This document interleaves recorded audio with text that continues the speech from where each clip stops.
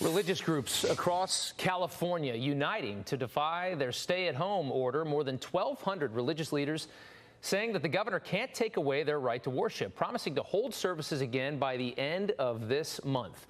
Joining me now are three of the movement's leaders: Robert Tyler from Advocates for Faith and Freedom, Pastor Jack Hibbs from Calvary Chapel in Chino Hills, and Rabbi Michael Berkeley from the Temple Ner Simcha in Westlake Village. Gentlemen, thank you so much for coming on. We do appreciate it this morning. And Robert, we're going to start with you. California right now is in phase 2. Phase 3 will open up the churches. The governor says that could be just a couple weeks away. Why do this now?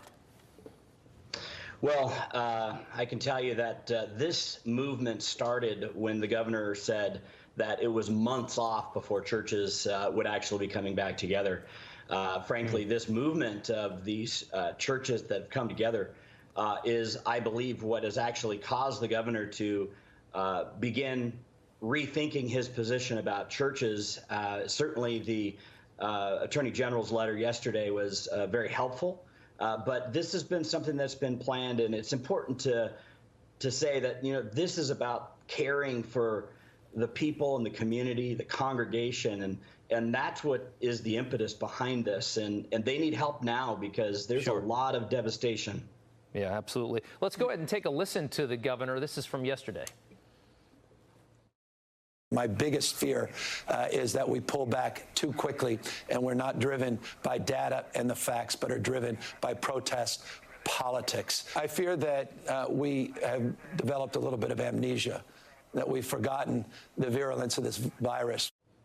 Now, Pastor Hibbs, I understand you've held some outdoor services at your church. Respond to what the governor just said. Yeah, first of all, Robert Tyler's exactly right. We saw no movement from the governor whatsoever until we began actually letting him know that we were going to be opening up our churches. And what we've done in preparation on Sunday nights, we've been hosting outdoor social distancing prayer meetings, getting ready for our May 31st launch. But the fact of the matter is, we were compliant when President Trump said, give us 15 days. We all did that.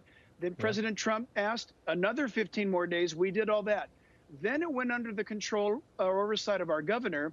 He failed to address the churches, kept kicking the churches down the road and wouldn't address them, wouldn't acknowledge, forcing us, due to a lack of leadership, to notify him we are going to open up on Pentecost Sunday.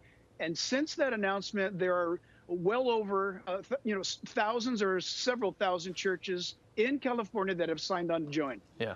It is interesting. You got a big following there in this letter. 1,200 is a big number. Rabbi Berkeley, I want to go to you. You have an interesting problem because you've been trying to hold your services online. You're streaming them online, but I understand that some of the people that go there don't. They're not allowed to use the electricity, right? They can't use electricity during the Sabbath. Is that correct?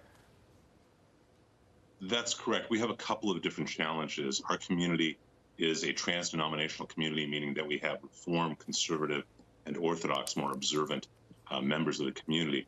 And if you're very observant, you can't use electricity on the Sabbath, which prohibits you from streaming. It forces the observant Jew to make the decision, do I break the civil law and come to a service, or do I break the Jewish law and watch it online? And that's not fair. And then there's the additional issue for us, and this is really the big issue in a lot of ways, is there are prayers we can't do without 10 people present, specifically our prayers for the dead.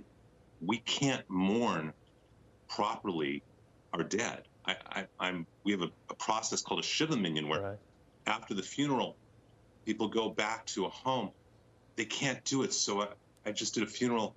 A woman who'd been married for 60 years had to go home alone and have no one there to comfort her, to say prayers with her, to give her solace. And that to me is really painful to be part of. And so I'm really hoping we can change that.